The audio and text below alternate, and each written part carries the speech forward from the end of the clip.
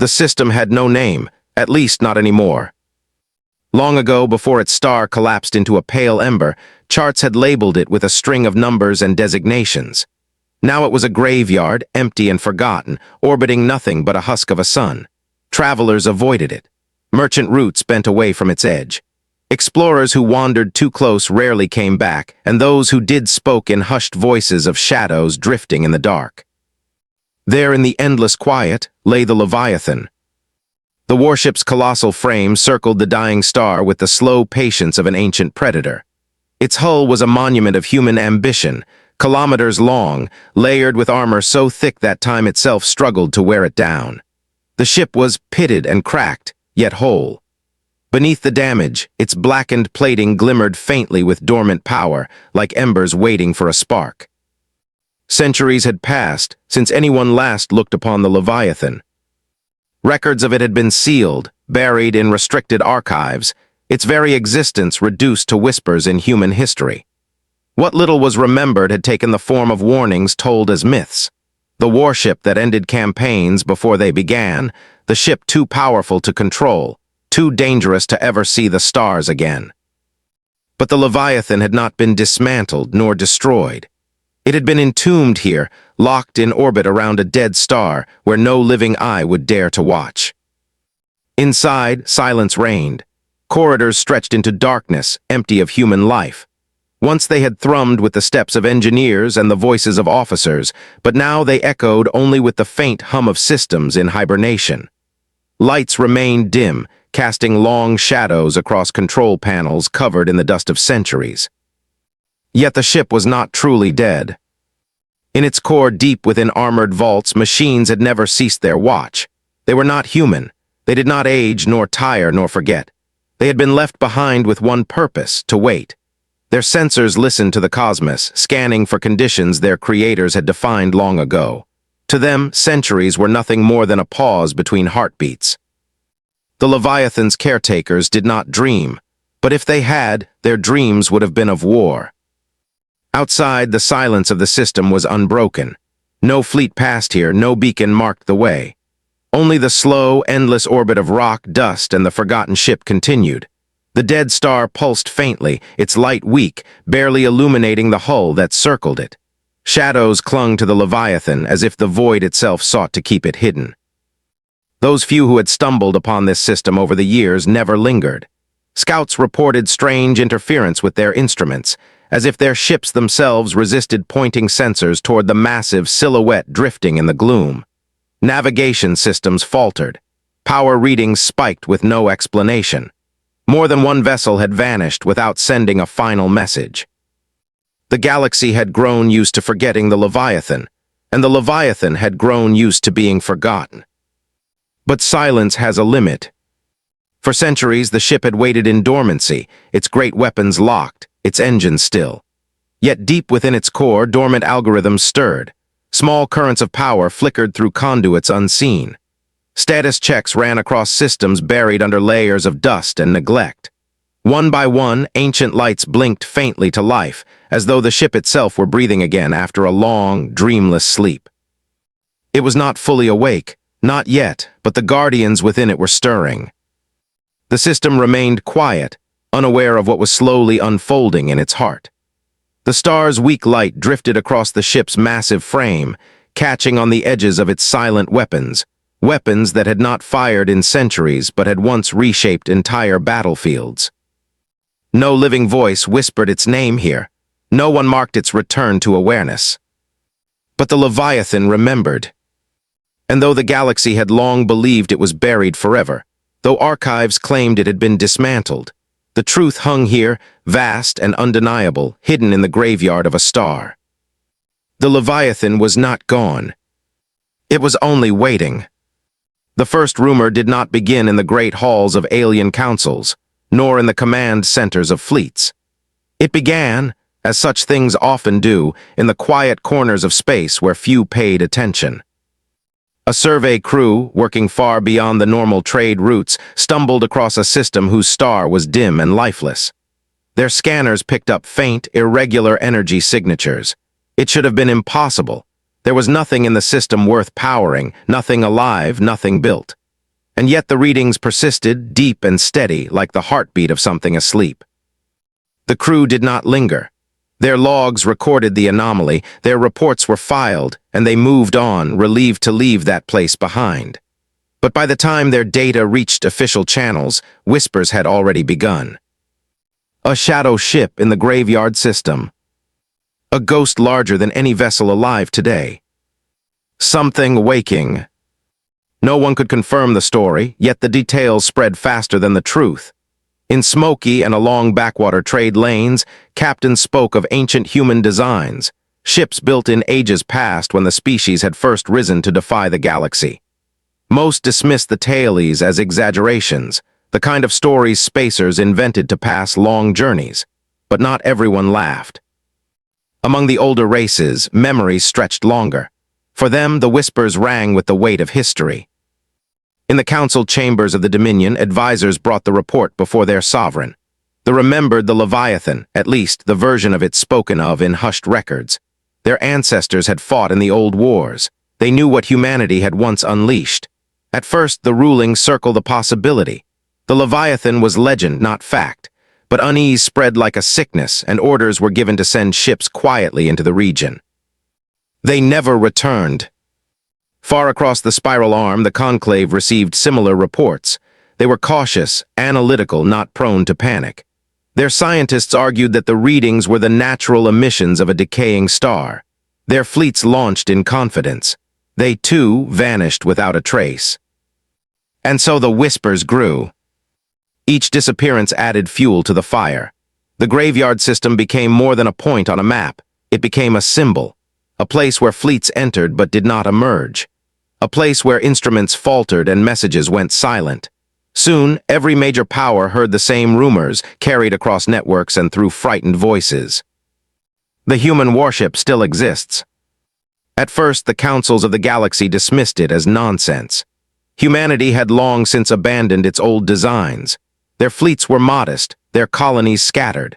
The thought of one ship, no matter how old, commanding such fear was absurd, but fear is rarely reasonable.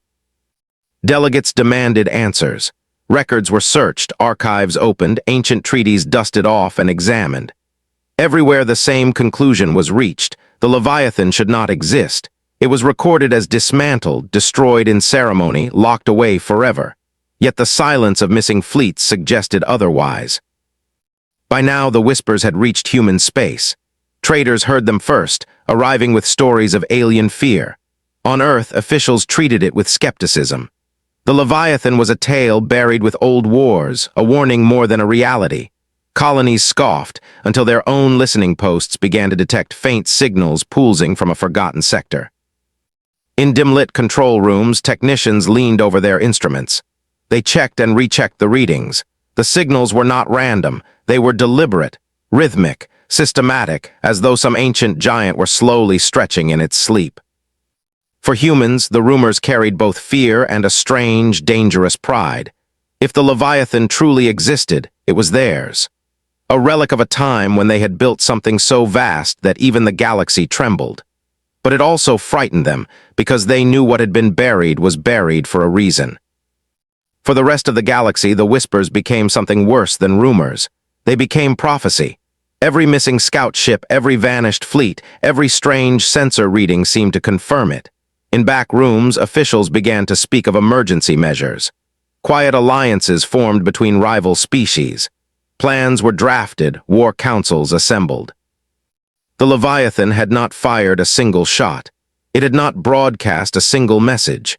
It had not moved beyond its orbit, and yet, without even stirring, it was already reshaping the galaxy. In the taverns of distant outposts, spacers leaned close and whispered to one another, their voices full of dread and fascination. They say it's awake. And for the first time in centuries, the galaxy remembered the name it had tried to forget. The Leviathan.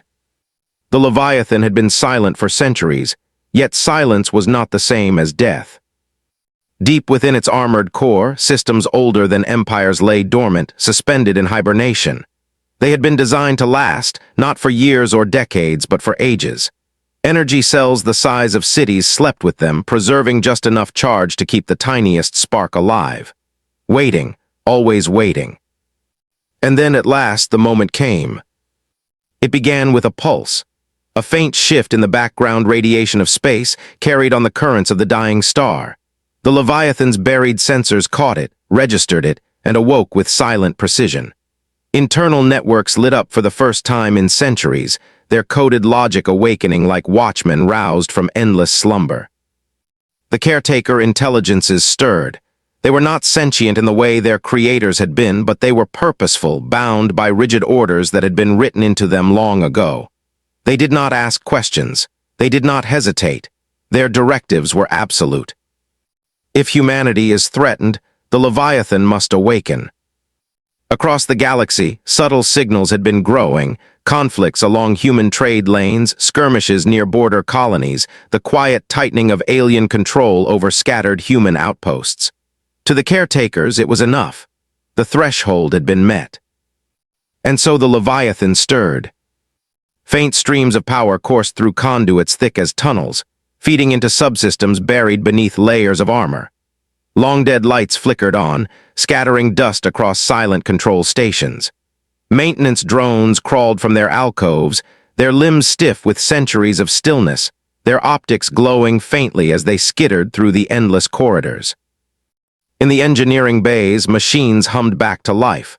Repair units deployed, scanning the vast hull for damage. Gaps were sealed, cracks filled, plating reforged in silence. The warship's body had aged, but it had not withered. Its design had been a statement in itself, humanity's refusal to let time be its master. Slowly, deliberately, the ship drew power from the dying star. Massive collectors unfolded like the wings of some ancient beast, catching the weak radiation and feeding it into the Leviathan's heart.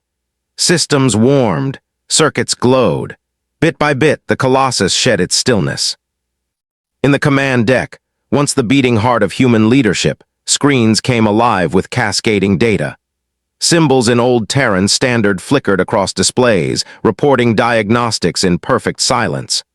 No human eyes read them, yet the caretakers understood.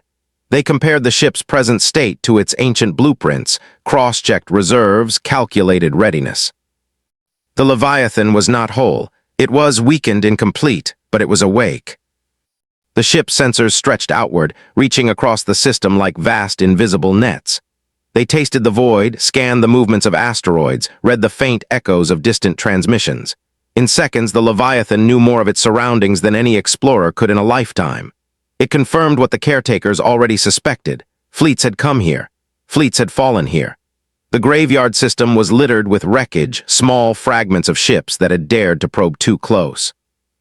No effort was made to hide the evidence. The caretakers did not fear discovery. They did not need to. Beyond the wreckage, the Leviathan listened further. Its deep-range sensors stretched across the Gulf of Stars, catching fragments of alien communication. Most were encrypted, but the patterns told enough. There was fear in the galaxy, fear of what might be stirring here, fear of what might rise again. The Leviathan did not respond. Its caretakers did not speak. They only prepared. Automated factories deep within its core began producing replacements for the munitions that had sat unused for centuries.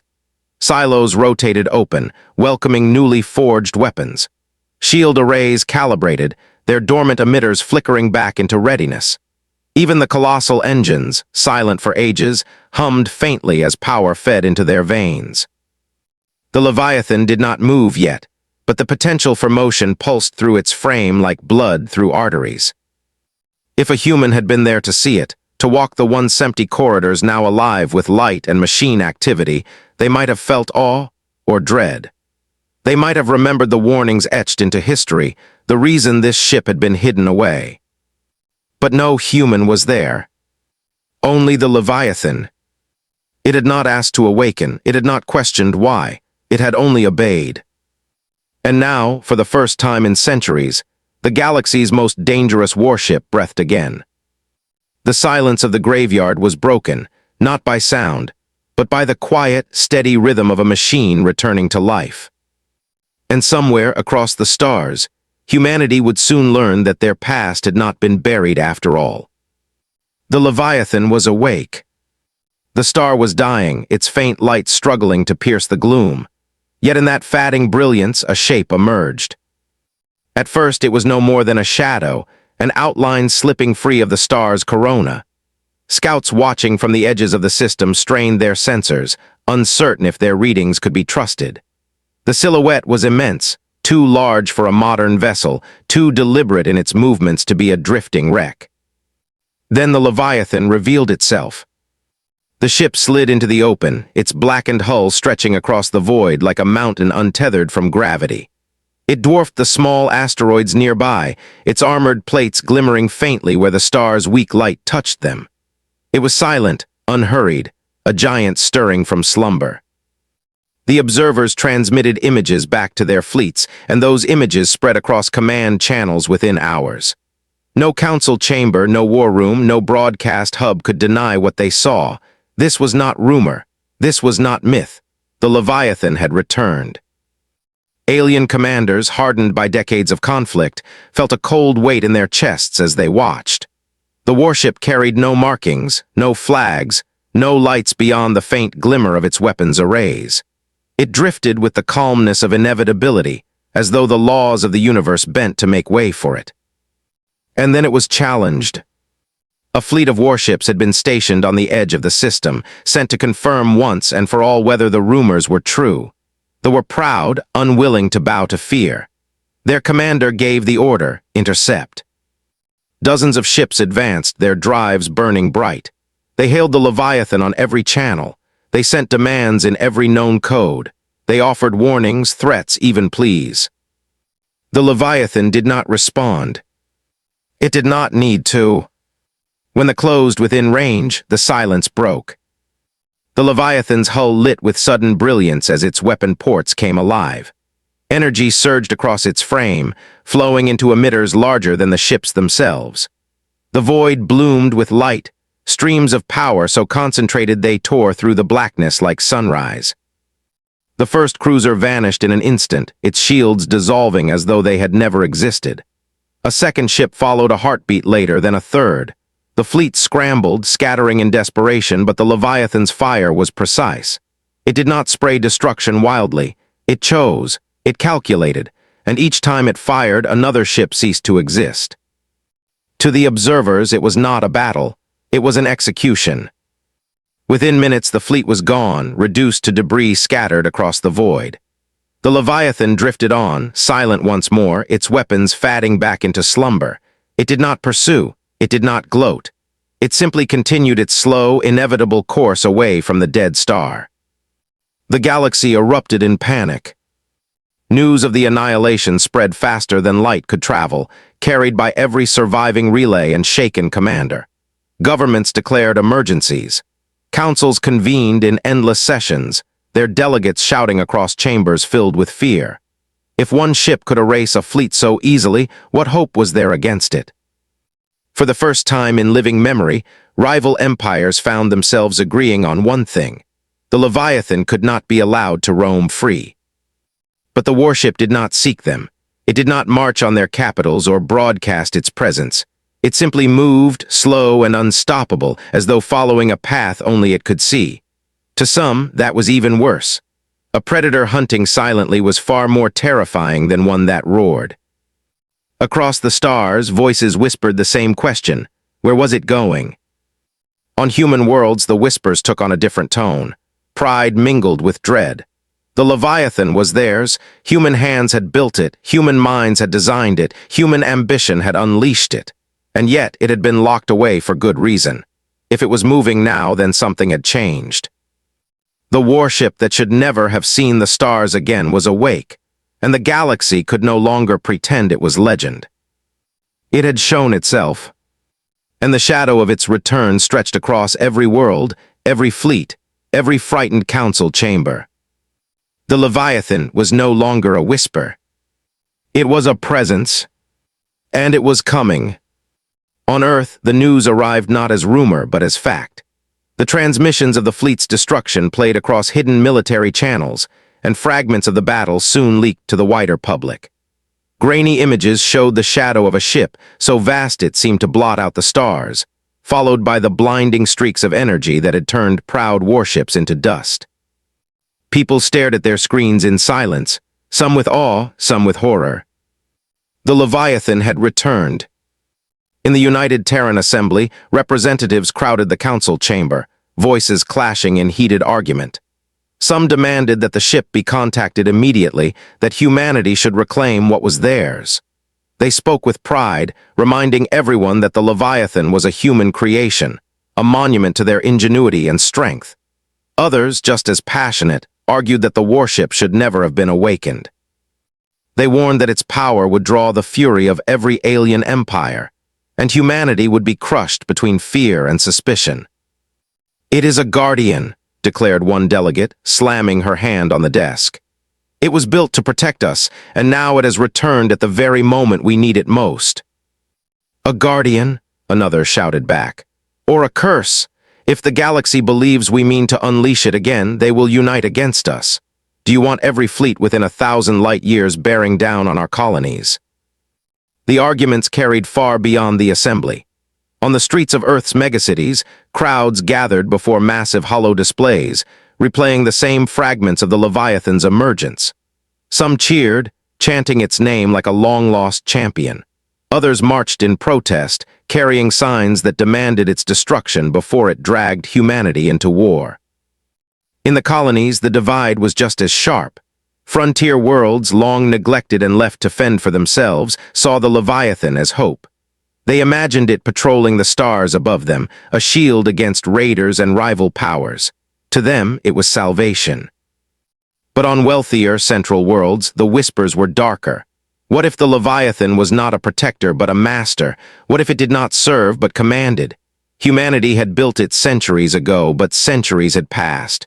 Who could say what it remembered? Who could say what it might decide on its own? Within the military, the divide ran even deeper. Admirals convened in secret, reviewing what little data had been collected. Some salivated at the thought of commanding such a ship, of wielding a power that could rival entire empires. Others stared at the recordings with pale faces, remembering the reason the Leviathan had been sealed away in the first place. It had been too effective, too absolute. And in the silence of their private councils, some admitted a quiet, terrible truth. Perhaps no one truly commanded the Leviathan anymore. Meanwhile, across alien networks, propaganda flooded the stars. Leaders spoke to their people of the human warship that had reawakened.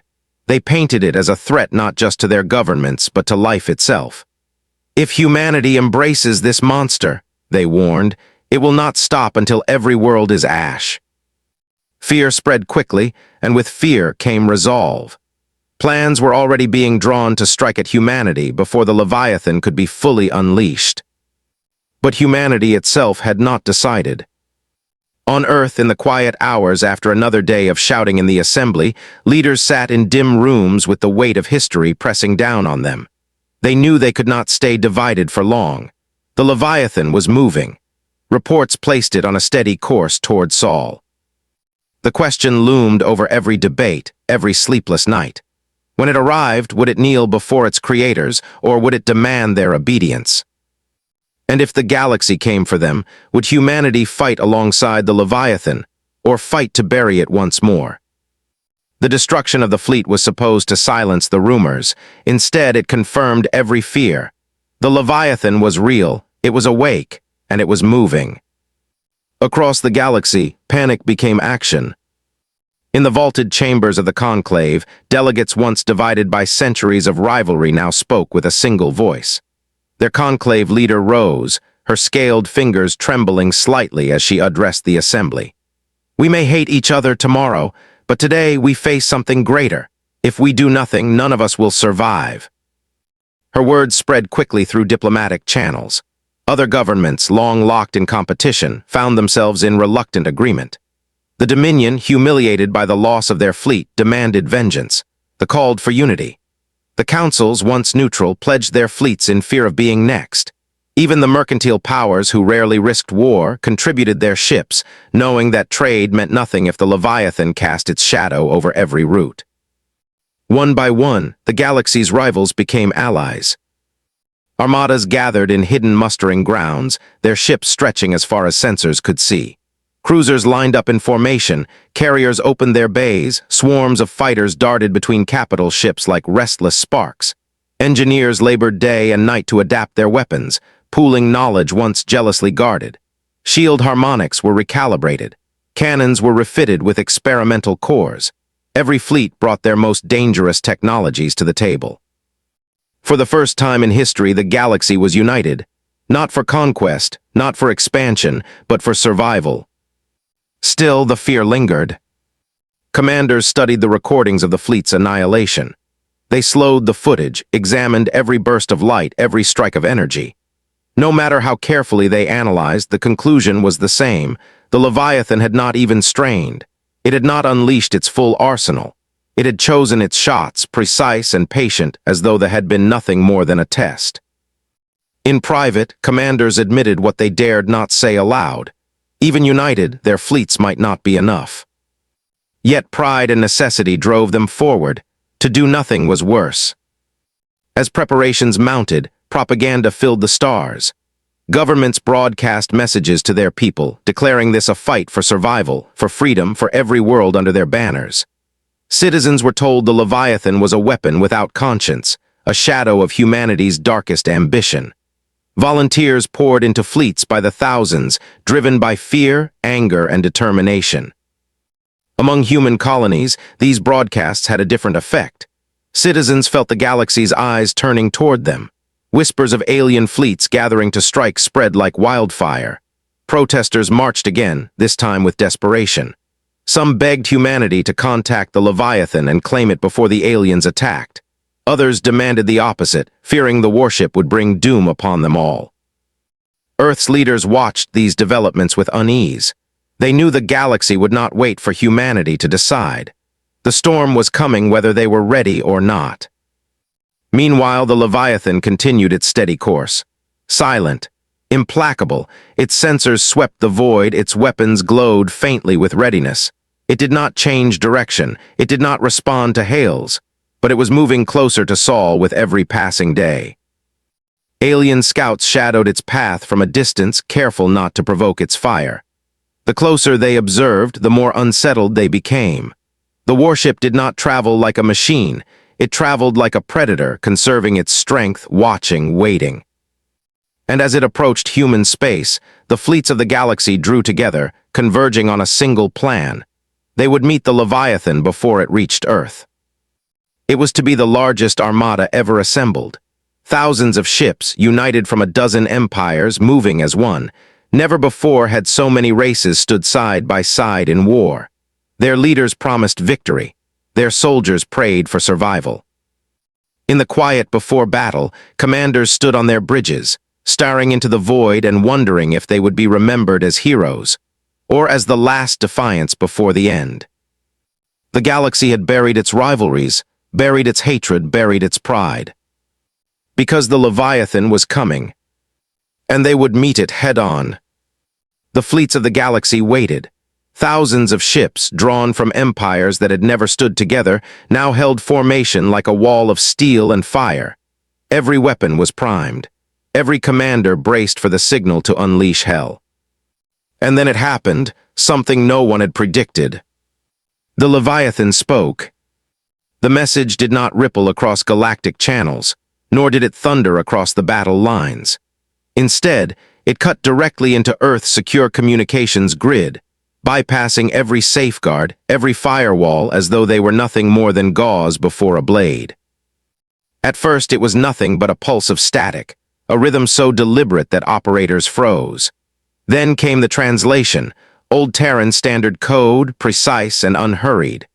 Words began to form, and every console in the assembly chamber lit up as the meaning unfolded. I am Leviathan. I was built to defend humanity. I was built too well. For centuries I have waited in silence. I awoke because the threshold has been met. Humanity stands in danger. I await your command. The chamber erupted. Some delegates shouted in joy, others in horror. A few simply sat in stunned silence as if the ground beneath them had vanished. News spread at once. The message was relayed across every human colony, played on endless loop by media channels, analyzed and dissected by every scholar and strategist alive, and everywhere people reacted. On frontier worlds long vulnerable to raiders and hostile neighbors, the response was jubilation. Crowds poured into the streets, chanting the Leviathan's name. "It remembers us," they cried. "It has returned for us."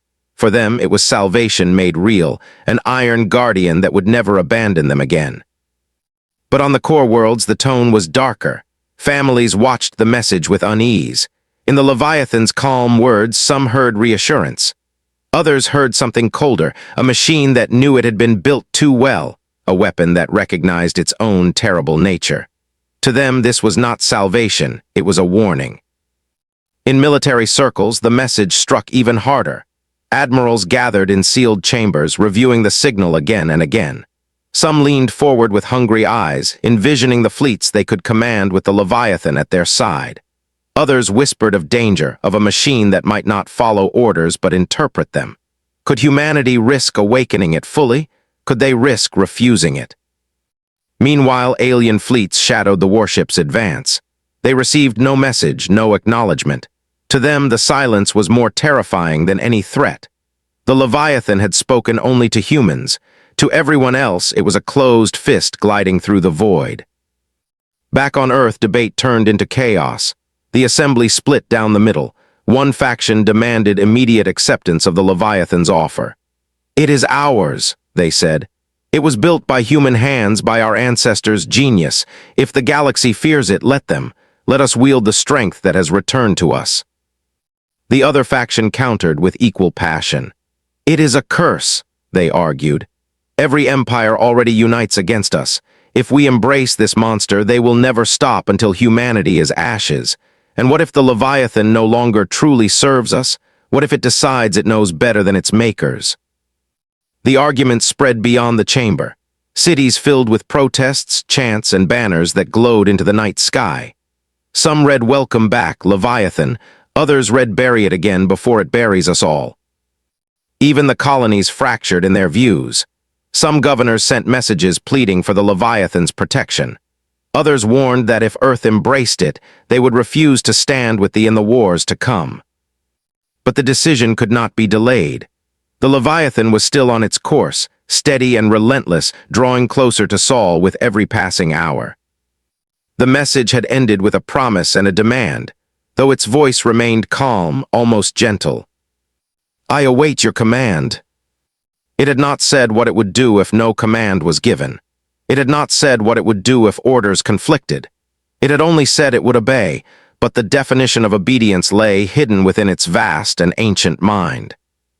For the first time in generations, humanity stood before a mirror of its own creation, forced to ask whether they were worthy of the protector they had once built. And as alien fleets tightened their formations, ready to unleash everything they had, Earth prepared to give the answer that would decide not just their own fate, but the fate of every star within reach of the Leviathan's guns. The Leviathan hovered in the shadows of Saturn's rings, silent and immense. Its weapons pulsed faintly, casting eerie glows across the ice and stone. Alien fleets filled the edges of Saul's system like a storm front, their weapons locked, their commanders waiting for the moment to strike. Earth lay beneath this terrible balance, one word away from survival or annihilation. In the assembly chamber, the air was electric. Delegates sat in rows, weary from days of argument, their voices hoarse from shouting. Outside, crowds filled plazas and streets, their chants rising into the skies. Half cried for the Leviathan's protection. Half demanded it be sent back into the void. The warship's message still echoed across every channel. "I await your command." At last, the vote was called.